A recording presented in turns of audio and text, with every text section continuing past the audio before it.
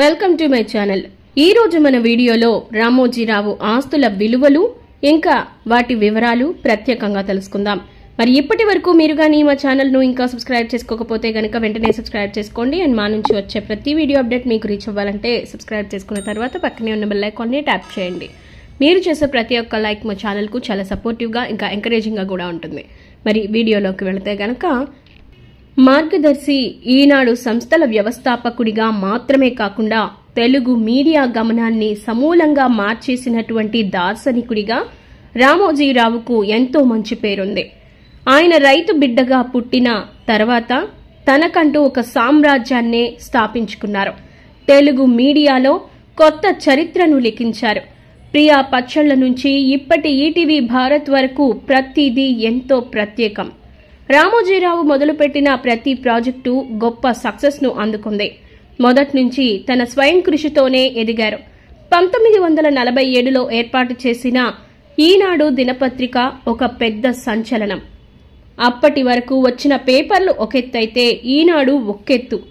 ఆ తర్వాత కూడా అది చాలా పేపర్లకు మార్గదర్శకంగా నిలిచింది. ప్రజల మనసులను గెలుచుకుంది ఈనాడు. అది ఒక్కటే మాత్రమే కాదు, Sitara, ETV, Margadarsi, Annadata, Chatura, Vipula, Ramoji film city, ETV Bharat అన్నిట్లోనూ విజయమే. తర్వాత మార్గదర్శి గ్రూప్ వలన కొన్ని అవమానాలు, కష్టాలు ఎదురైనా రామోజీరావు గొప్పతనాన్ని మాత్రం ఎవరూ తుడిచిపెట్టలేకపోయారు. ఎవరు ఎంత ప్రయత్నించినా రామోజీరావు ప్రగతిని అడ్డుకోలేకపోయారు. అందుకే ఆయన్ను మీడియా మొఘల్గా గుర్తింపు పొందారు. ఈనాడు వార్తాపత్రికతో రామోజీరావు గొప్ప విప్లవాన్నే తీసుకొచ్చారు. అప్పటి వరకు సాంప్రదాయబద్దంగా రాస్తున్న దినపత్రికల పోకడను ఒక్కసారిగా రూపురేఖలు మార్చేశారు. అందుకే ఈనాడు పెద్ద సంచలనం. జర్నలిజంలో కొత్త పోకడలకు కూడా ఈనాడు శ్రీకారం చుట్టింది. అప్పటిదాకా ఉన్న పద్ధతులను వెనక్కు నెట్టేసి కొత్త పద్ధతులను తీసుకువచ్చారు రామోజీరావు.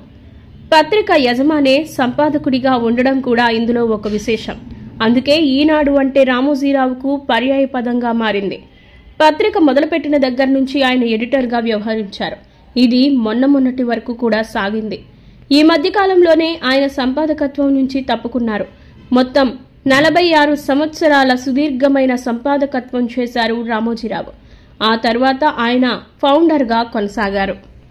ఇక రామోజీరావు ఇంటి విషయానికి వచ్చినా, అలాగే ఆస్తుల వివరాలు చూసుకున్నా రామోజీరావు నివాసం ఒక్కటే 4,000 కోట్ల రూపాయల వరకు ఉంటుంది. ఎందుకంటే ఈ ఇల్లంతా కూడా బంగారు మయమే. ప్రత్యేకంగా ఆయన ఇంటిని సందర్శించిన వారు నోరెళ్లబెట్టకుండా ఉండలేరు.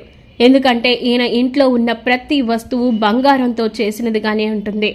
కాబట్టి ఈ ఒక్క ఇంటి విలువ మాత్రమే 4,000 కోట్ల రూపాయలు ఉంటుంది. ప్రత్యేకంగా రామోజీరావు ఇంట్లో ఉన్నటువంటి ప్రతి వస్తువు బంగారంతో తయారు చేసినది. ఆఖరికి కూర్చునే కుర్చీ నుంచి మంచినీళ్లు తాగే గ్లాస్ వరకు అన్నీ కూడా బంగారంతో చేసినవే. అంటే ఇక ఆ ఇంట్లోని వస్తువులు ఏ విధంగా ఉంటాయో మీరే ఊహించుకోండి.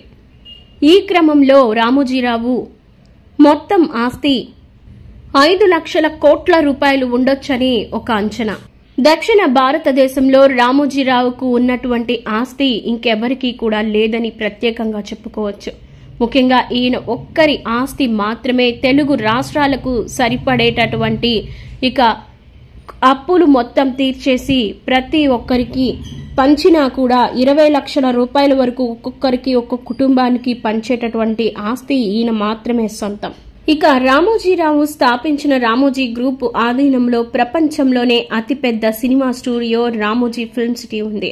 2016లో భారత ప్రభుత్వం అతనిని దేశ 2వ అత్యున్నత పురస్కారమైన పద్మ విభూషణ్తో సత్కరించింది.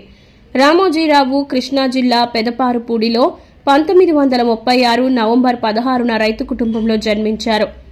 ఆయన తాతగారు రామయ్య కుటుంబంతో పెరసేరుపల్లి నుంచి పెదపూరిపాడుకి వలస వచ్చారు. రామోజీరావు తాతగారు మరణించిన 13 రోజులకే జన్మించడంతో అతని జ్ఞాపకార్థం తల్లిదండ్రులు ఆయనకు రామయ్య అనే పేరును పెట్టారు. ఇతని కన్నా ముందు 2 అక్కలు ఉన్నారు.